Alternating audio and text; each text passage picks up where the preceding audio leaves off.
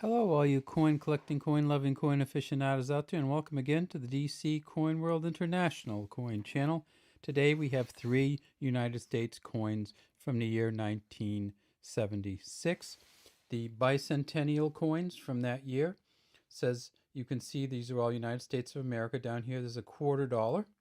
Underneath it's a $half, and underneath it's a $1 coin. So let's take these coins individually. And what happened was in 1976, the United States decided to make coins for their 200th anniversary, or the 200th anniversary of their independence. And so this $quarter or 25-cent coin features a drummer drumming, and you can see the two drumsticks and the drum. Around the outside it says United States of America, and I love that small "of" there. It's an interesting little touch. It says $quarter at the bottom. Down here, right under the drummer's left arm, we see that it says JLA, and that is not the designer of the front, who's John Flanagan. This is JLR. AHR is his name, and he designed the back. So this is a Patriot drummer. There are 13 stars around the victory torch, and it says over here, E pluribus unum. If we tip it up on its side, we see that it is a reeded edge, and you can see the copper coming through. And that means that this is not a silver coin. Now, these coins were produced in silver proof sets, and those are very valuable and very expensive. But you can tell this one is just by tipping it up on its side. We get to the front, and we can see the 1776 to 1976 underneath George Washington. It's facing left. It says, "In God we trust" here, and "liberty" across the top. Now, these coins are a copper nickel clad copper. So the inside's copper and the outside's a copper nickel mix. And this one right here was produced at the Philadelphia Mint, so it has no mint mark, and there were essentially 810 million produced. So it's worth a quarter. It was worth a quarter then. It's worth a quarter now, even though it is a bicentennial quarter, and it is quite old at this point. It's 43 years old. Now, when we look at the two quarters, so I'll push this one back in a little bit, you see where the mint mark would be, and that would be the D. So that's a Denver Mint. The Denver Mint, they made about 860 million. So 810 at the Philadelphia with the plain mint mark, 860 at the Denver. Neither of them is worth more than a quarter at this point in time. The next coin in our stack was we better reduce the magnification a little bit here, was the $half. And so the 1976 $half says United States of America on the top, and another nice touch where they went right around the steeple and let the steeple interrupt the states. So this is Independence Hall in Philadelphia, where the Constitution was signed. On the left it says 200 years of freedom, Independence Hall on the bottom, and E pluribus unum on the side. And right underneath on the side, we see that there are some engraver's initials here also. And these particular engraver's initials, you see it says SGH. So this is Seth G. Harrington, who engraved the back of this coin. And guess how many stars there are here? There are 13 stars. And as you remember, there were 13 around the torch, and now there are 13 at the bottom here, just above the $half sign. We tip it up and we see that it's indeed a copper centered coin. And on this side, though, we see that we have John F. Kennedy facing to the left.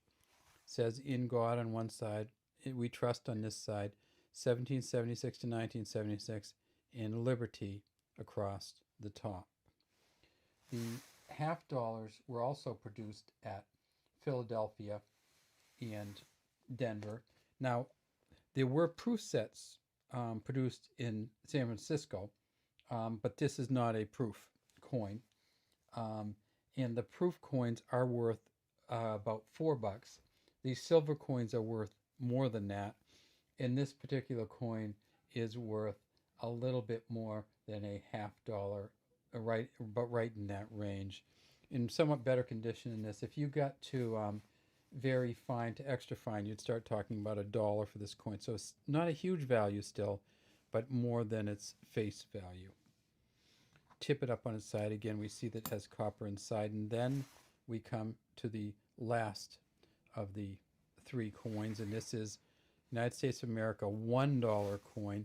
If we go way up in high on this one, we see that we can actually see the Liberty Bell, and not only see it, we can actually read what it says. And it says up here, it's kind of hard to read, so I'm going to read what it's written down. And it says, United States of America, thereof Lev 25 VX proclaim, House of Philada, by or pass stow Philada, and it says MDCCLIII. So essentially what's going on here is you've got it goes all around the bell what it says, but you can only read part of it. So you got this kind of broken English sentence because the rest of it is on the other side of the bell. Now down here it says pass and stow Philadelphia in the year. So we got a year up here, and then we got another year down here, and this is who made the actual Liberty Bell. And we look beyond the Liberty Bell and we see, well, there's the moon in the background. So this was a coin that was made to celebrate the U.S.'s trip to the moon, which occurred, I believe, in 1969, but still one of the symbolic feats of this generation and maybe any generation, the trip to the moon. Over here we see it says a pluribus unum. Down here, if we go way in low, we see that there's some initials here.